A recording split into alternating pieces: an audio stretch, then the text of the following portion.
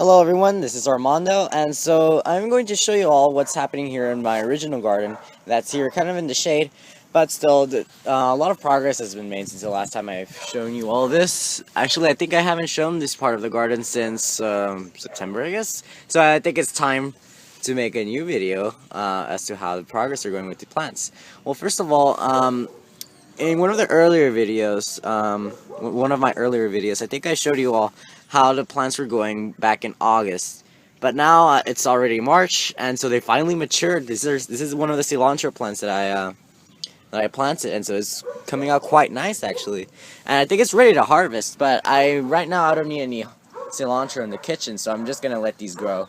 When you're harvesting cilantro, what you want to do is you want to snip off the outer leaves if you're going to take a bit at a time, or you can harvest the whole plant like around before the heat sets in, because with the heat what they'll do is that they'll make flowers, and so when they start making flowers, the only thing you can do with them is to save seed, or use the seed as coriander. But basically right now none of them have done that, so they're kind of okay. And let's see, also the carrots are doing quite nicely. Over here is one carrot plant. The thing is, I'm not really sure when carrots are ready to harvest. Because like you never know how the root looks like. You know how the top of the plant looks like, but you don't know how the root is going. I've pulled up a couple of carrots, and it turns out that they're baby carrots. So I think I'm going to wait until May. I'm gonna be patient this time, because last time it didn't work out.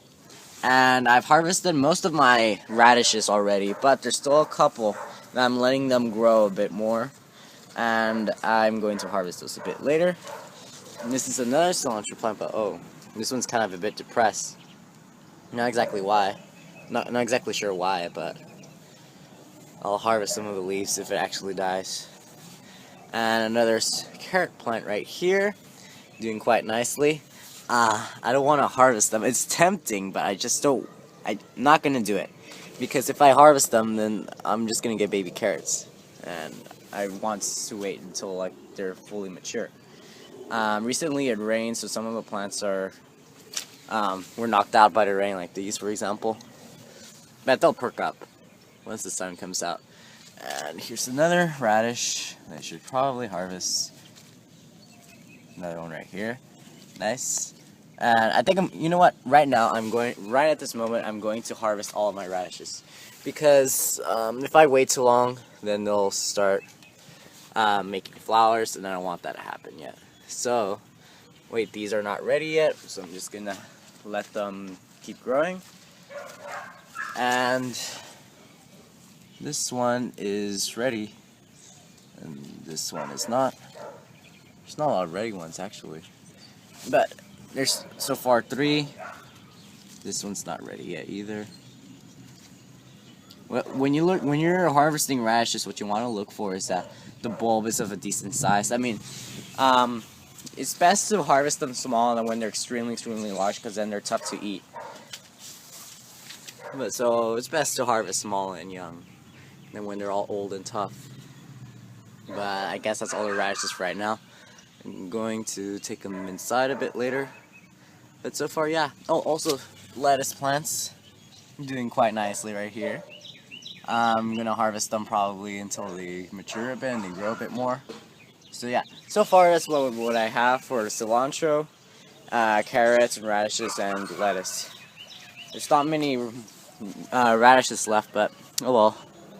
And then here I've shown in previous videos rosemary. So the rosemary was in a dormancy period during the winter because of the cold and everything. But finally it's woken up because it's already spring, so here it is. Starting to smell nice too.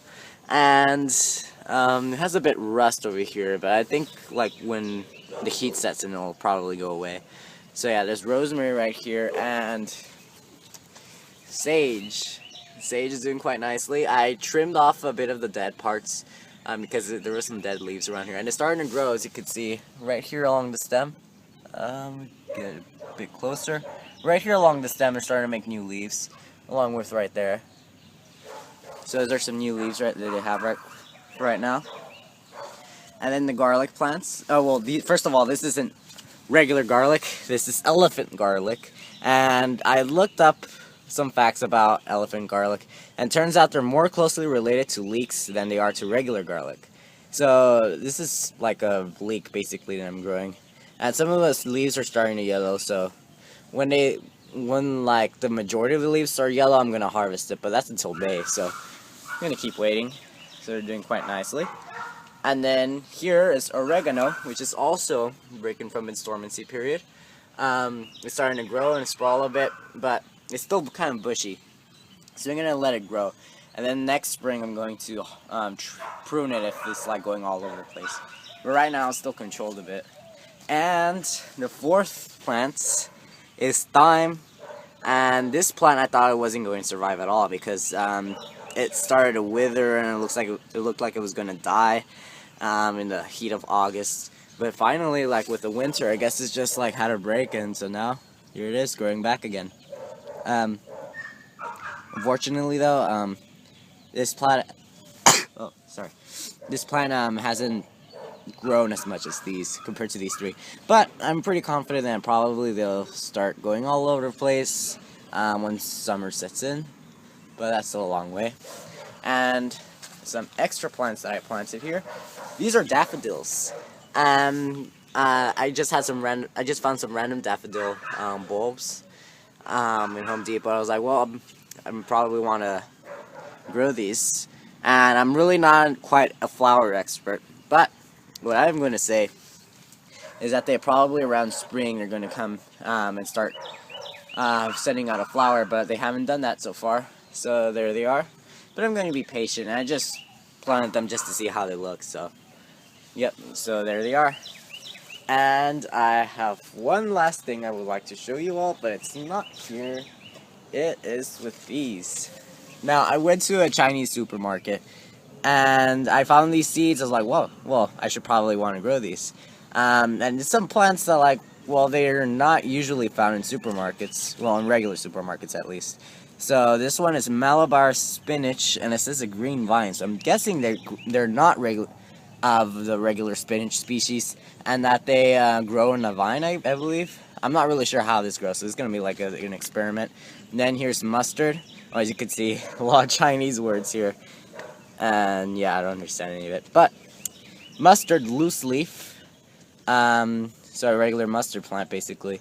But still, really intrigue you to like grow this. And these white icicle radishes. These radishes, I've never seen radishes that are white and long, so this is going to be very cool to grow. And right now I'm going to plant these, but I'm not going to show you how I plant them, just basically plot them in the soil. Because first of all, I'm just going to plant them wherever, and it really doesn't matter. And also, I'm going to need both of my hands, so however, after I plant it, which will be today I'm going to plant them. But in the coming weeks, I'm going to show the progress of these plants, and I'll show you all how it's growing and stuff. And one last thing. So besides these seed packets, I forgot to show you all some little seedlings I have here. So this is an asparagus seedling that I grew indoors, right from seed. So it's doing all right, I guess. It's a bit floppy, but like the regular asparagus is floppy still. So they're doing fairly well, I believe. I mean, it's their first year, so they're gonna look weak and like thin and fragile. But I'm confident that probably they'll start perking up with the coming spring months. And I decided to plant them here because they're gonna get a bit shade here in this raised bed, so it's gonna be cool to see them grow, and in the coming years give us some asparagus. That'll be until 3 years though. So that's everything for here, and in a later video I'm going to show you all how the regular asparagus is going. And oh, it's starting to rain, so I guess I'm going to end this video here. Alright, thank you all. Goodbye.